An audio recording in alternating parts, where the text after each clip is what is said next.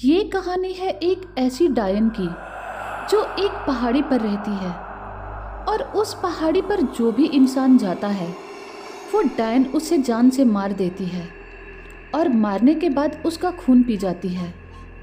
वो डायन उस पहाड़ी पर आज भी रहती है क्योंकि उसकी खून की प्यास अब तक नहीं बुझी है। आखिर कौन है वो डायन और वो इस पहाड़ी पर कैसे आ गई, चलिए जानते हैं। रेशमा अपने माँ बाप की इकलौती बेटी थी और वो बचपन से ही बाकी इंसानों से काफ़ी अलग थी। रेशमा को खाने में नॉनवेज फूड्स खाना बहुत अच्छा लगता था।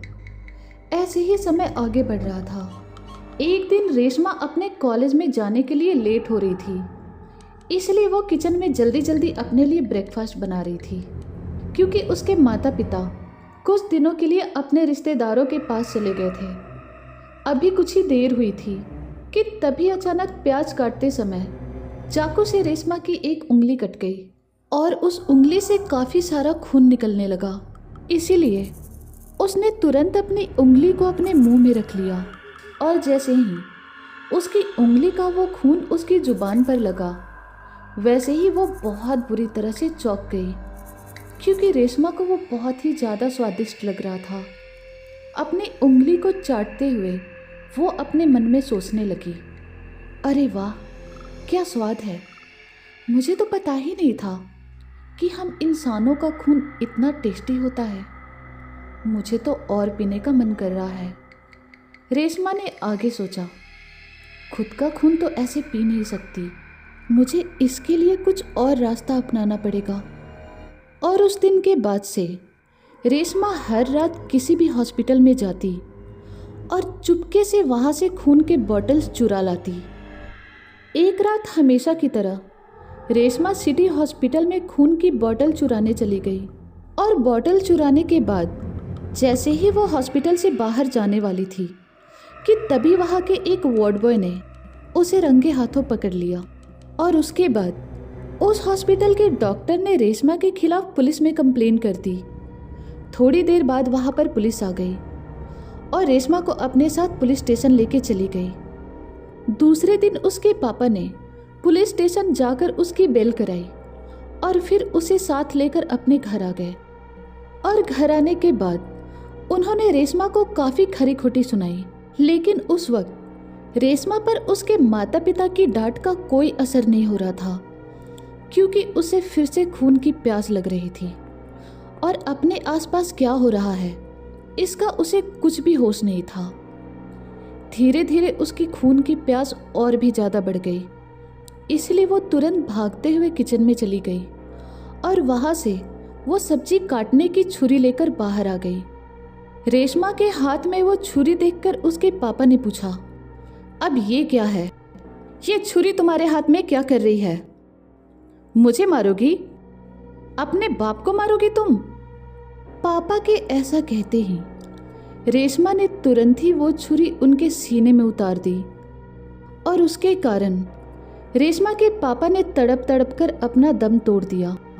और ये सब देखकर रेशमा की माँ जोर से चीखने लगी और रोते हुए उन्होंने रेशमा को लगातार थप्पड़ मारना शुरू कर दिया। वो रेशमा को अनाप शनाप सुनाई जा रही थी, लेकिन उस वक्त रेशमा बिल्कुल भी होश में नहीं थी।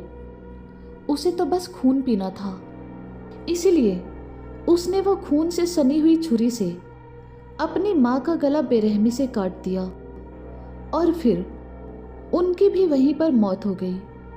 उसके बाद रेशमा अपने माता पिता के शरीर का खून पीने लगी। कुछ देर बाद खून पीकर जब उसका मन पूरी तरह से भर गया तो वो होश में आ गई और तब उसे पता चला कि उसने कितनी बड़ी गलती कर दी है। ये मैंने क्या कर दिया? मैंने अपने ही माँ बाप को मार दिया।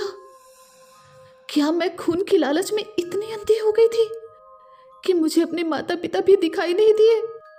मैं बुरी हूँ, नहीं मैं बहुत बुरी हूँ। प्लीज मम्मी पापा मुझे माफ कर दो। ऐसा कहकर रेशमा बहुत ही ज्यादा रोने लगी। उसको बहुत पछतावा हो रहा था और कुछ देर रोने के बाद रेशमा ने अपने आंसू पोंछ लिए और फिर उसने अपने माँ बाप की लाशों को उसी घर के अंदर जला दिया। उस दिन के बाद से रेशमा किसी भी इंसान को धोखे से अपने घर के अंदर बुलाती और उसे मारकर उसका खून पी जाती थी। उसके बाद वो लाश को अपने घर के अंदर ही जला देती थी। एक रात रेशमा के खून की प्यास काफ़ी ज़्यादा बढ़ गई, क्योंकि काफ़ी दिनों से कोई भी इंसान उसके घर के आसपास नहीं दिखाई दिया।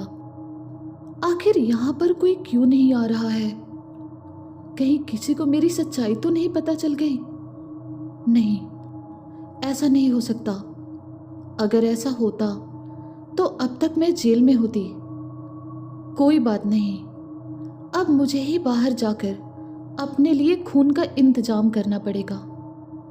ऐसा सोचकर रेशमा घर से बाहर चली गई। अभी वो कुछ ही कदम आगे बढ़ी थी, लेकिन तभी अचानक उसे अपने सामने एक कार आती दिखी। और जब उसने उसे ध्यान से देखा तो उस कार के अंदर उसका बॉयफ्रेंड रियांश बैठा हुआ था। रियांश को देखकर रेशमा ऐसे खुश हो गई जैसे कोई जंगली जानवर अपने लिए शिकार को देख रहा हो। रेशमा को देखकर रियांश ने अपनी गाड़ी रोक दी और उसने रेशमा से कहा, तुम इतनी रात को ये कहाँ घूम रही हो?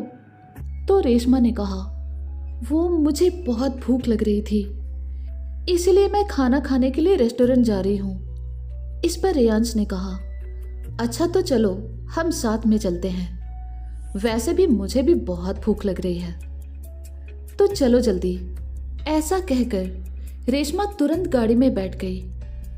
उसके बाद वो दोनों साथ में सफ़र करने लगे। अब रेशमा की खून पीने की प्यास और बढ़ने लगी और अपना अगला शिकार वो रियांश को ही बनाने की सोच रही थी। अभी कुछ ही देर हुई थी कि तभी अचानक रियांश ने पुलिस स्टेशन के सामने अपनी गाड़ी रोक दी। ये देखकर रेशमा ने कहा, रियांश, हमें तो रेस्टोरेंट जाना था ना, तो हम यहाँ पुलिस स्टेशन के पास क्या कर रहे हैं? इस पर रियांश ने कहा, वो एक्चुअली आजकल हमारे एरिया में कुछ ज़्यादा ही चोरियाँ हो रही है, इसलिए मैं यहाँ पर कंप्लेंट लिखाने आया हूँ। बस 5 मिनट लगेंगे, तुम गाड़ी में बैठो, मैं अभी आया। ऐसा कहकर रियांश पुलिस स्टेशन के अंदर चला गया। अभी रेशमा गाड़ी में बैठे इंतजार कर ही रही थी, लेकिन तभी अचानक रियांश 4 लेडीज कांस्टेबल्स के साथ वहां पर आ गया। ये सब देखकर रेशमा अपने मन में सोचने लगी, ये रियांश यहाँ पर पुलिस को क्यों लेकर आ रहा है? अभी वो कुछ और सोचने ही वाली थी, लेकिन तभी अचानक रियांश ने रेशमा को गाड़ी से उतरने को कहा।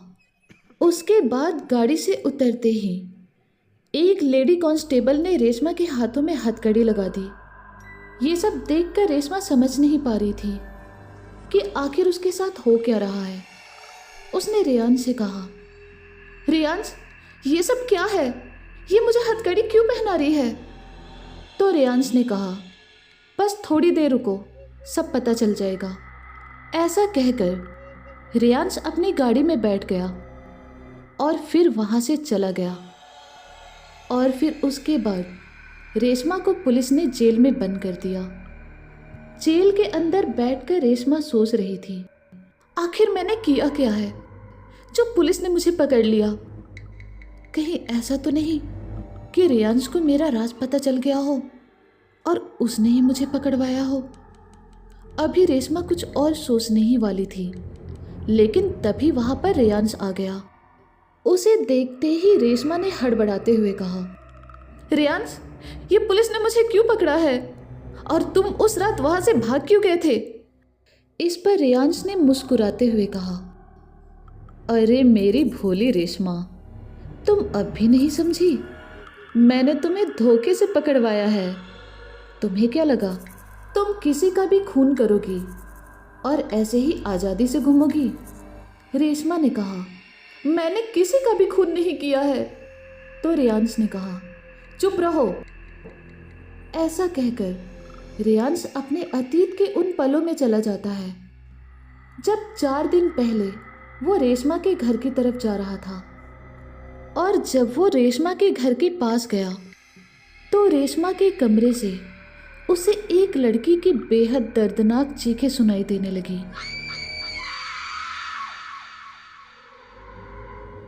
ये सुनते ही रियांश को दाल में कुछ काला लगा, इसलिए वो अपनी गाड़ी से उतर गया और रेशमा के घर के पीछे की तरफ चला गया और चुपके से खिड़की के अंदर झांकने लगा। और अंदर झांकते ही रियांश को एक बहुत बड़ा झटका लग गया। उसे अंदर से बहुत डर लग रहा था और उसका दिल भी टूट गया था, क्योंकि रेशमा एक लड़की को जान से मारकर उसका खून पी रही थी। ये सब देखने के बाद रियांश का मन किया कि वो अभी उसके सामने जाकर इस बारे में पूछे, लेकिन उसे ये समझ में आ गया था कि अभी अगर वो रेशमा के सामने गया तो उसका भी वही हाल होगा जो इस लड़की का हुआ है। इसीलिए उसने सामने वाले नज़ारे का पूरा वीडियो बना लिया और फिर चुपचाप वहाँ से अपने घर चला गया। घर जाने के बाद रियांश बहुत ही ज़्यादा परेशान हो चुका था, क्योंकि वो रेशमा से बहुत प्यार करता था। इसलिए वो समझ नहीं पा रहा था कि रेशमा के खिलाफ पुलिस कंप्लेन करे या नहीं। उसने 4 दिनों तक एक कमरे में बंद होकर बहुत सोचा और फिर रियांश ने सोच लिया कि रेशमा का जेल जाना ही अच्छा है। इसीलिए वो उस रात रेशमा के घर की तरफ गया था और फिर धोखे से उसे पुलिस स्टेशन लेकर चला गया। उसके बाद रियांश अपने अतीत से बाहर आ गया और उस वक्त वो जेल में खड़े रहकर रेशमा से बातें कर रहा था। रेशमा ने गुस्से में उससे कहा, गद्दार, धोखेबाज, मैंने तुमसे इतना प्यार किया और तुमने मुझे ही पकड़वा दिया। इस पर रियांश ने कहा, प्यार तो मैं तुमसे आज भी करता हूँ, लेकिन तुमने जो गुनाह किया है उसकी सजा तो तुम्हें मिलनी ही थी। तो रेशमा ने कहा, अब मुझे पछतावा हो रहा है रियांश कि मैंने तुमसे प्यार किया था। बस एक बार मुझे यहाँ से बाहर निकलने दो। मन तो करता है कि गला घोटकर तुम्हें अभी मार दूं। इस पर रियांश ने कहा, अब तुम इसी जेल में सड़ती रहोगी फांसी का ऑर्डर आने तक। ऐसा कहकर रियांश वहां से चला गया। काफी दिन हो चुके थे और यहाँ जेल में रेशमा पूरी तरह से पागल हो चुकी थी, क्योंकि बहुत दिनों से उसने खून का एक बूंद तक नहीं पिया था। एक दिन उसने जेल में ही 2 कैदियों को जान से मार दिया और उनका खून पी लिया। और ये सब देखकर पुलिस स्टेशन के सारे ऑफिसर्स बहुत ही ज़्यादा डर गए। उसके बाद उस जेल के जेलर ने रेशमा को एक अलग जेल में बंद कर दिया। कुछ दिनों के बाद रेशमा की तबीयत बहुत बिगड़ गई और खून के बिना वो जी नहीं सकी। इसीलिए तड़प तड़प कर उसने उसी जेल में दम तोड़ दिया। उसके बाद पुलिस वालों ने उसकी डेड बॉडी को पुलिस स्टेशन के पीछे वाली पहाड़ी की झाड़ियों में गाड़ दिया। और उस दिन से ही वो पहाड़ी बहुत ही ज़्यादा खौफनाक हो गई, क्योंकि रेशमा के मरने के बाद वो एक खूंखार डायन बन गई। रात 12 बजे से लेकर सुबह 4 बजे के बीच में अगर कोई भी गलती से उस पहाड़ी से गुजरता है तो वो वापस जिंदा नहीं लौटता। उस पहाड़ी पर उस डायन की दहशत आज भी है।